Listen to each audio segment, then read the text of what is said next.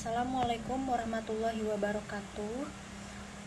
Yang saya hormati Ibu Nuriani SEMM selaku dosen pembimbing saya. Yang saya hormati Bapak Ahmad Lutfi SEMM selaku dosen seminar manajemen keuangan. Perkenalkan, nama saya Yulianti Jamil, NIM 21101050054 dari program studi manajemen keuangan. Pada kesempatan kali ini saya akan mempresentasikan hasil penelitian skripsi saya yang berjudul Analisis Rasio Solvabilitas dan Aktivitas dalam Menilai Kinerja Keuangan PT Siantar TOP Tbk periode 2015 sampai 2024.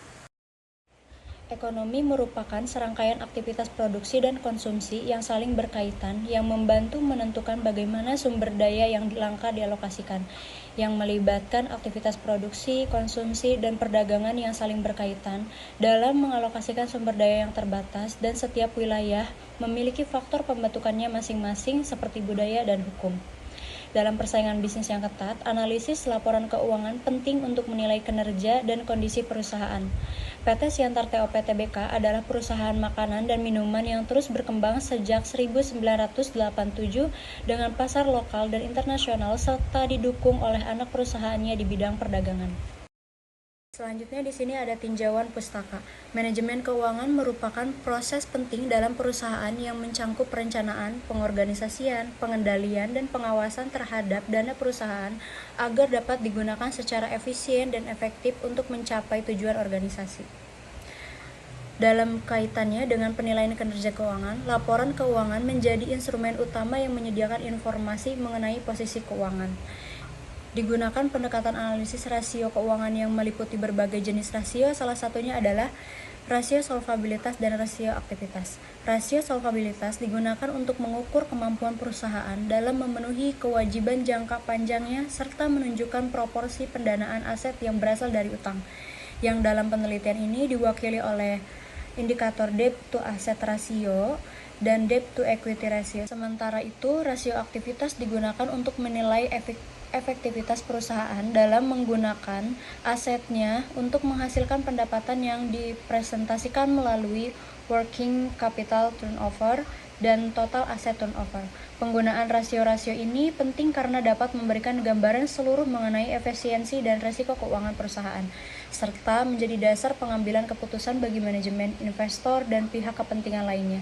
Selain itu, analisis ini juga memperkuat evaluasi kinerja keuangan dengan membandingkan hasil perhitungan terhadap standar industri maupun perusahaan sejenis untuk mendapatkan perspektif yang lebih objektif dalam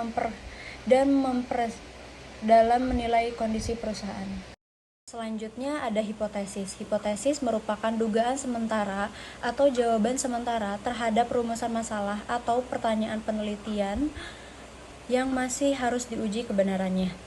Di sini ada H01 rasio solvabilitas yang terdiri dari debt to asset ratio dan debt to equity ratio diharapkan menunjukkan kecenderungan penurunan yang mencerminkan peningkatan kesehatan keuangan perusahaan dalam memenuhi kewajiban jangka panjangnya. Ada juga H1 rasio aktivitas seperti working capital turnover dan total asset turnover diharapkan mencerminkan efisiensi penggunaan aset dalam mendukung operasional perusahaan. Selanjutnya ada metode penelitian. Jenis penelitian yang saya ambil adalah deskriptif kuantitatif. Untuk populasinya, laporan keuangan PT Siantar TOP Tbk tahun 2015 sampai 2024. Sampelnya saya ambil data rasio solvabilitas, 2 indikator DAR dan DER, dan aktivitas 2 indikator juga WCTO dan TATO atau Working Capital Turnover dan Total Asset Turnover. PT Siantar TOP Tbk tahun 2015 sampai 2024. Sumber datanya data sekunder dari laporan keuangan resmi perusahaan. Teknik analisis data yaitu analisis rasio keuangan secara deskriptif kuantitatif. Berdasarkan hasil perhitungan rasio solvabilitas PT Siantar TOP Tbk selama periode 2015 hingga 2024, kondisi keuangan perusahaan berada dalam kategori sehat.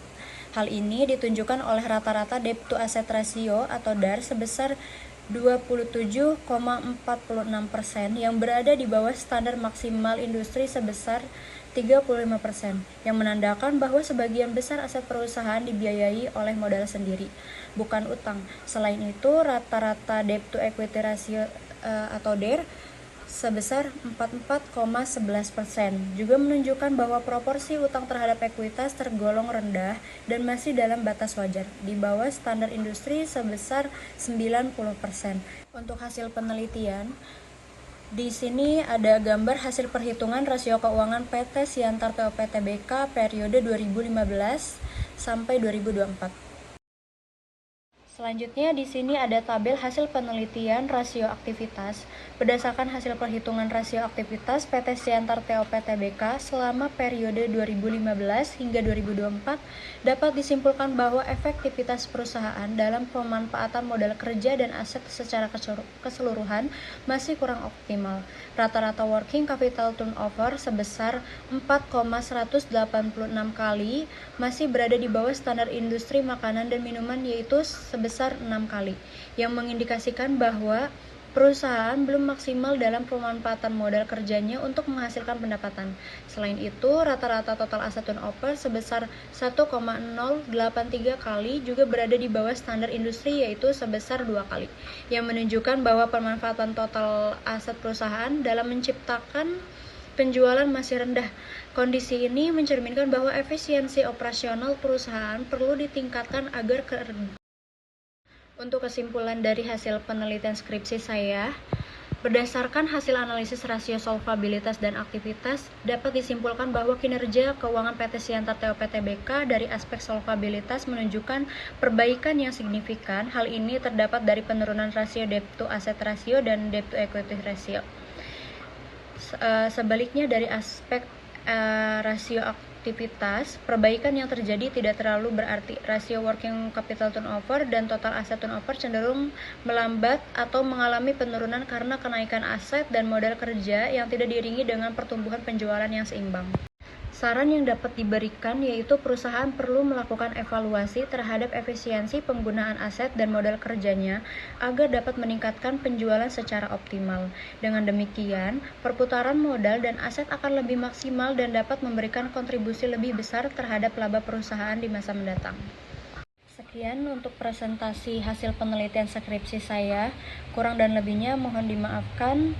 Wassalamualaikum warahmatullahi wabarakatuh.